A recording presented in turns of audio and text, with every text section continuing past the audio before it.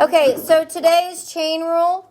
Some examples. You don't really need to write this down, but I want to show you why we need the chain rule. You have been able to do problems like y equals x squared plus 1. We could find the derivative of that, correct? Mm-hmm. But could we find the derivative of y equals the square root of x squared plus 1? No. No, because we have a function in a function, don't we? Mm-hmm. And so we could have done sine of x, but could we have done sine of 6x? No, because we have 6x in there instead of just x. So we need the chain rule for things like 3x plus 2 to the 5th. Or x plus tangent of x squared. Okay? Is the chain rule hard? No, it's just a process like the rest of them. Okay? So when you look at this, do you see one function as being a quantity to the 5th? Is that one function? Yeah. Yes. And the other function is 3x plus 2.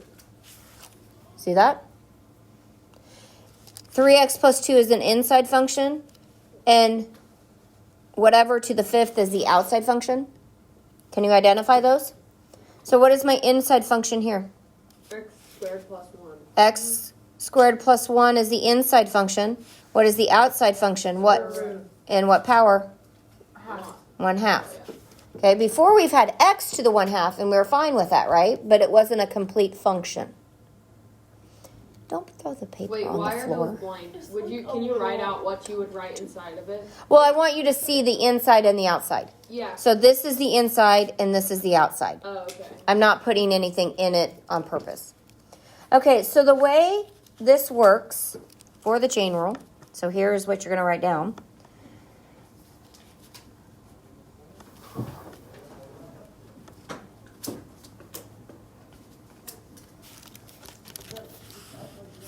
Okay, for y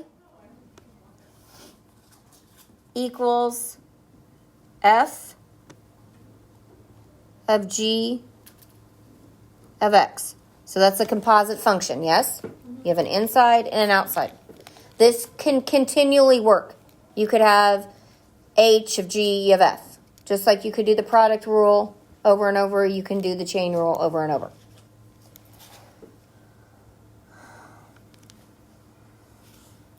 So we have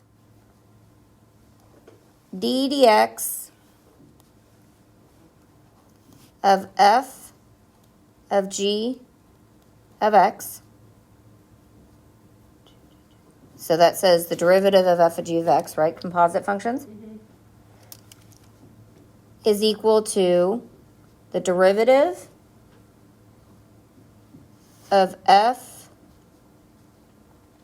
of g of x times the derivative of g of x. So, f is the outside, yes? Yes? And g is the inside? Mm-hmm. So it's the derivative of the outside times the derivative of the inside. That's what it is. Can I write that down in one? Mm-hmm. The derivative of the outside times the derivative of the inside.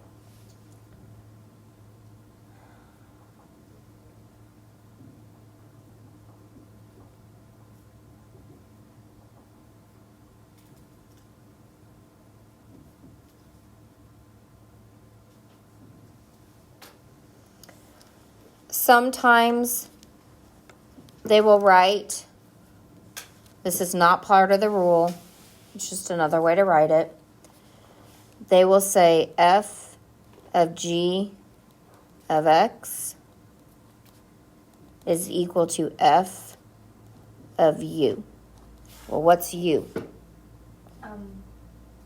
The derivative of g. No, just what is it? U is what? G of x? Mm-hmm. So g of x equals u, which is the inner function.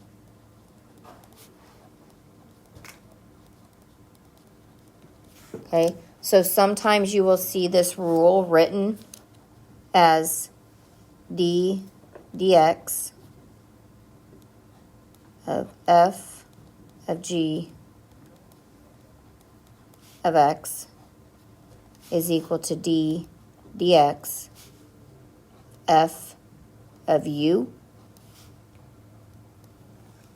which is the derivative of f of u times the derivative of u. Do you see this is the same thing as this? Yes. And we will, it makes it look a lot less jumbled up, correct? We will be using more complicated rules, and we will say du dx. Du will say dv, v, du, u. We will start naming things u's and v's rather than f's and g's to streamline things. This, in my brain, is how I see the chain rule. It's just a nice, clean, it's the derivative of the outside times the derivative of what? The Inside. Just like we did the product rule. It was the derivative of the first times the second plus the derivative of the second times the first, right? Just like we did the quotient. The derivative of the numerator times the denominator minus the derivative of the denominator times the numerator over the denominator squared. I'm putting them in practical placement rules, correct? Mm-hmm. And that's what we need to be doing in our heads. But if we had to write out all those words, that would be absolutely horrible, right?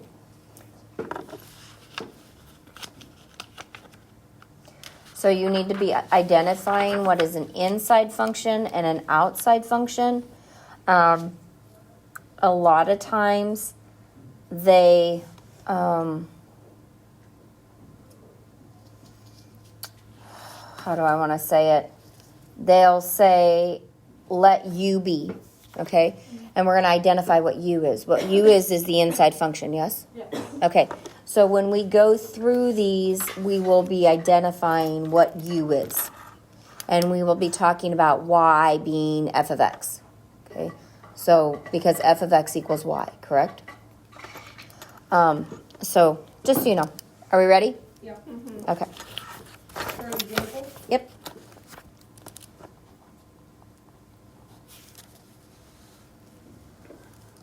So I have y equals 1 over x plus 1.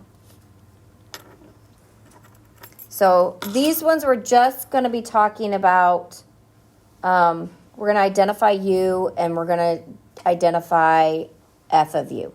Does that make sense? Okay. Couldn't we just do this with the... We could, but I'm going to show you how. We're not going to do it. We're going to work on right now for like 5 things. What's inside, what's outside. Got it? Okay, so this is one thing, yes? Mm-hmm. So the parent function of a rational is 1 over x. But now we have 1 over x plus 1. So u is x plus 1. And y equals 1 over u. Yes? Yes. See how I did that? Yes. Okay. So y equals sine of, and I'm going to tell you right now, the book writes this just 2x. What would I normally do with that 2x? Parentheses. Yes. And does that help you identify what's going on? Yes. Yes, I would encourage that. So u is what? 2x. 2x. And y equals sine of u. See how I'm replacing the 2x with the u. So y equals the square root of 3x squared minus x plus 1. So what is u? 3x squared minus x plus 1. 3x squared minus x plus 1. These are all different examples, right? Well, we're not doing the derivative yet. We're just identifying u. But these are all different. Yeah, I mean, Okay. they're different problems. So then we have what? U to the half power. U to the half power. Now, we could leave it the square root, but we would have to change it to half power before we did the derivative, wouldn't we? Yes. Okay, so I think the textbook has square root if you would look in it. Okay, y equals tangent squared of x. Now be careful. Tangent squared of x is really tangent of x what? Squared, isn't it? Yes. Yeah. So what's u? Tangent of x. Tangent of x. And what's y? U squared.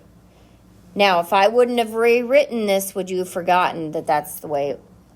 Yeah. So when we see that sine squared x, we know it's sine of x, what? Squared. If it's x squared, that's completely different. That would be the u, wouldn't it? But since the square is on the function, that means that whole quantity is squared. Okay, so let's do one. How about that? I'm gonna get some more paper. What? Oh. It's over. It's done. Okay.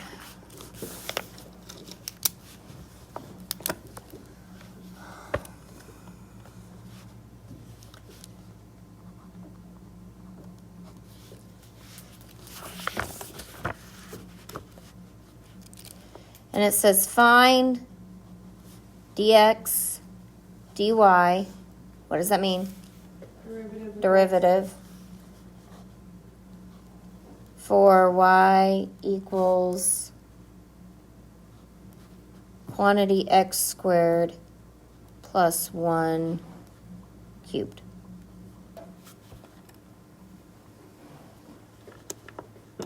So I'm going to really break this down, okay?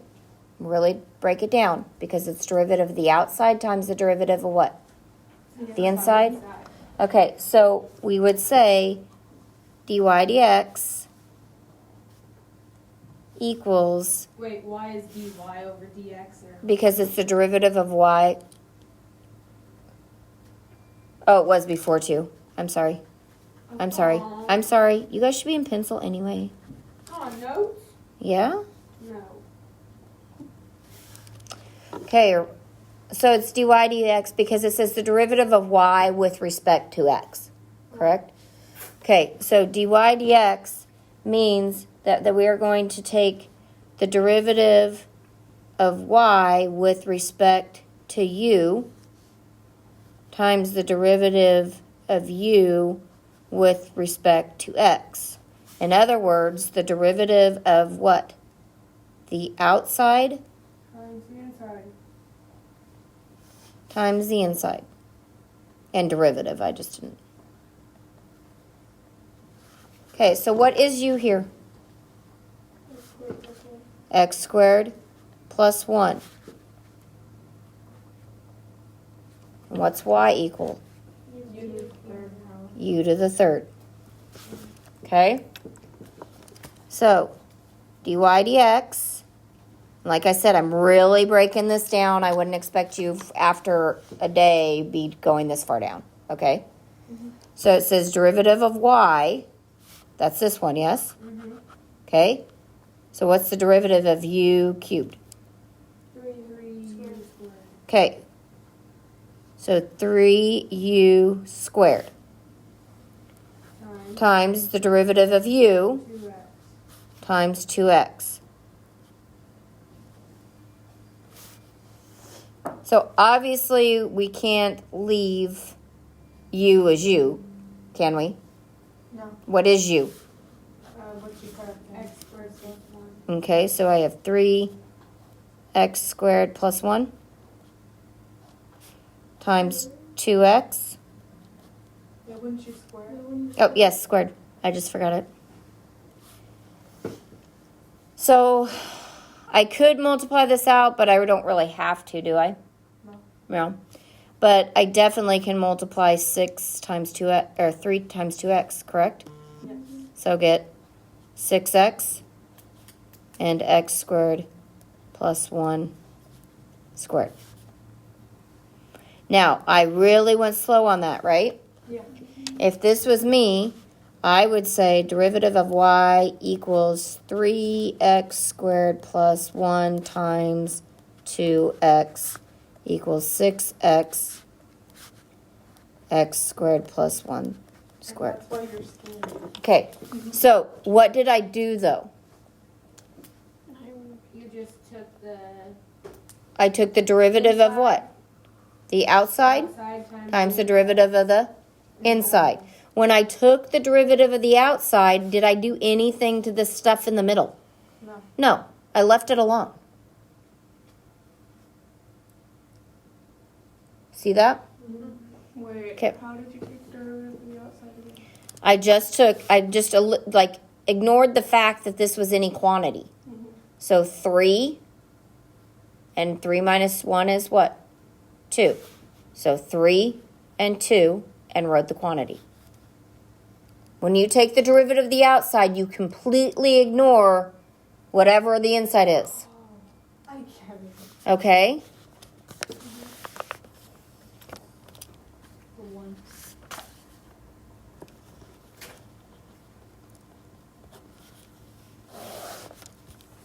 So f of x, Can you check? yep. F of x equals the quantity 3x minus 2x squared cubed. Now, do you guys want to continue to do u? Yeah. Okay. So, u is what? 3x minus 2x squared. 3x minus 2x squared. And y equals U to the third. u to the third. So the derivative of f of x is the derivative of y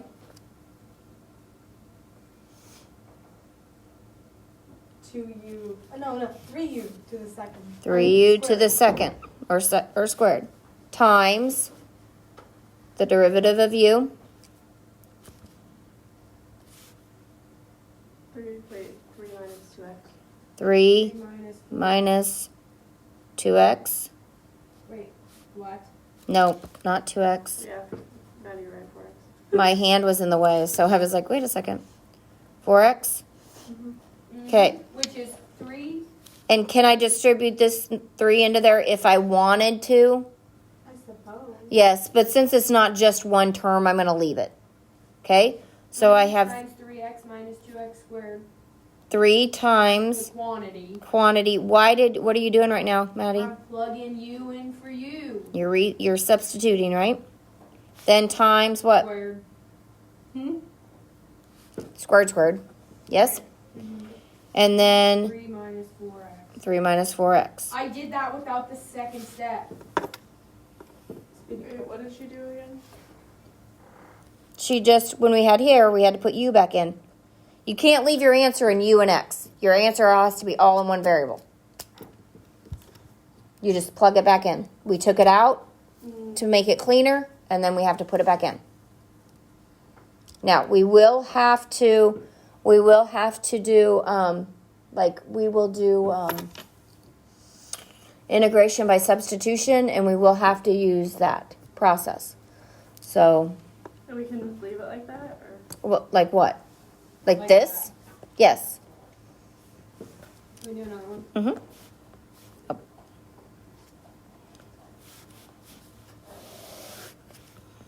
Can we do this one on our own? Sure. F of x equals the cube root. Okay. It's no different than what you just got done doing. Okay. X squared minus 1 squared. Okay. This is a double chain rule. Are you sure you want to do this one by yourself? No, thank you. I'm 100% sure that I don't want to do this by myself. Okay. Now, why do I say it's a double chain rule? Because you have two outside. I have an outside, a middle, and an inside, right? Yeah. So, Oh, I know what we're gonna do. what are we going to do?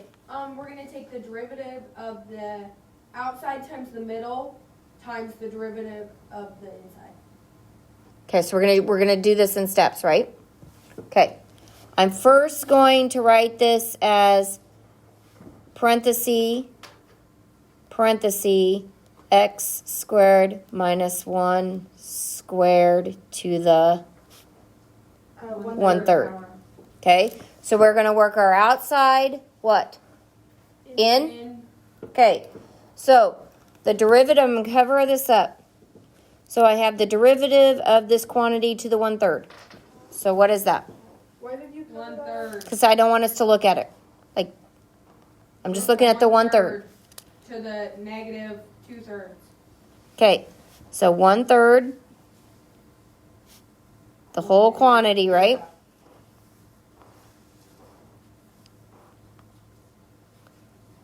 And then 1/3 minus 1 would be negative 2/3, right? Right. Okay, now I'm going to go and I already took care of the 1/3. So I need to take care of the what now? The squared, right? So what's the derivative of that? Outside. 2. Yes? 2. X squared minus 1. X squared minus 1. And then 2 minus 1 is 1. And I'm just going to put it there. And now am I down to the inside? Times x, or 2x. Times 2x.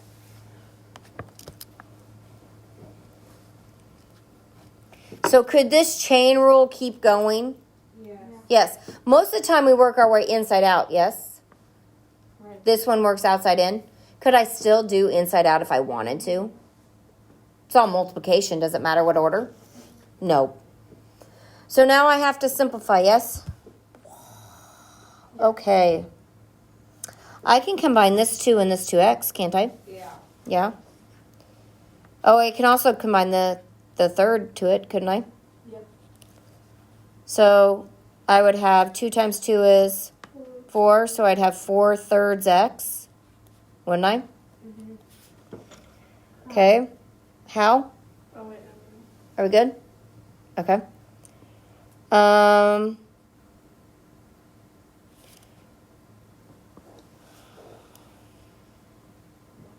Well, this is negative, right? Can't you So that's 1 over x squared minus 1. Oh, we got this. Yeah. So 2 times negative 2/3 is what? Negative 4/3. Negative 4/3. So once I bring it to the denominator, it's not negative anymore. It's 4/3. 4/3. Too bad that wasn't a 3 and they could have reduced, huh? That would have been nice. And then times, what did we have here? Can we just X distribute that squared. 2 in there? Into where? Or is that 2 gone? Well, we didn't distribute up here. We left it factored out. So let's leave it factored out. Okay, now that this is all multiplication, yes? Is this all multiplication? Yeah. Yeah, I don't have to get common denominators, do I? So let's put the stuff in the numerator and the stuff in the denominator and the denominator. Got me? No. Do you have a denominator here and here? Yeah. And the rest of it should be where? Oh. The numerator? So let's make it one fraction is what I'm saying. So So 4x 4 minus 1. no minus. There's no minuses. Times x squared minus 1 over Oh, so 4 3. squared minus 4. Can you scoot your paper up, please? Yes, I can. Thank I you. can do that, right? 4x squared minus 4. Just a second. Yes, but don't. Because we, like up here, we left it factored out, didn't I we? don't like that though. Just as long as we only have one variable, we're fine. Yes. And that 4/3, make sure it looks like an exponent. Mine kind of doesn't, does it? Now, if I was going to rationalize this, I think we're going to do, just so we can have practice. Okay. So, I need to say, what do I add to 4/3 to get to the next whole number. Negative 1/3. Not negative, 2/3. 2/3. So I'm going to do quantity to the 2/3 and quantity to the 2/3, yes? And I just didn't want to rewrite the quantity. So in the numerator, I'm going to have 4x squared minus 1 times, what was in the quantity? X squared. Oh, why did I do that? You guys need to tell me I'm stupid. That's okay. Squared minus 1. I just made this more steps than it needed to. All over what? 3x squared minus 1 to what power? So I have 4 plus 2 is a second. Okay? But in the numerator, don't I have the same? So this is 1, which would be 3 over 3, correct? Wouldn't it? Yeah. And 3 plus 2 is 5. I put way more steps in here than I needed to. You guys could stop writing if you want. And then, because I committed to something that, this is how you guys overcomplicate things when you do them. Oh, Okay, so I'd have to simplify that, wouldn't I? yeah. Yep. Okay, so this is, no. Gentry, not okay. I'm tired. I know. This 2 is 4 over 2, correct? And then just subtract And just subtract. 1 over So this would end up 1 over 2? Yep. Okay, now I'm going to take you guys back here. So 4x times x squared minus 1 to the 1 over 2. And that would be the square root, yes? Yeah. Over 3. So this is what we got to. But if I wouldn't have been brain dead up here, right here, at this step, 1, 2, 3, 4 steps earlier. 4 steps earlier. Are these quantities the same? They are, so you can just. And this is 3 over 3, yes? So I would have 4x and I would have 3 over x squared minus 1 to the 1/3. That's so much prettier. Look. And then I still would have to do the 2/3, yes? Yes, but should I have paid attention up here? It's just way too much work to Okay, do a problem. so, but did I make it a lot harder because I wasn't paying attention? That is what I'm trying to get at. Yeah. Yes. Yeah, so do I need to make sure I'm paying attention where I can reduce things? Yeah. Yes. Because I probably could have done it clear up here if I would have not just gone up and down. If I would have multiplied this out, I would have seen it. Okay, another one? No. No? Can we get started on our homework and do some of them together? Sure. There's a quotient one, but okay. There's a quotient one. Are you going to have to combine rules, guys?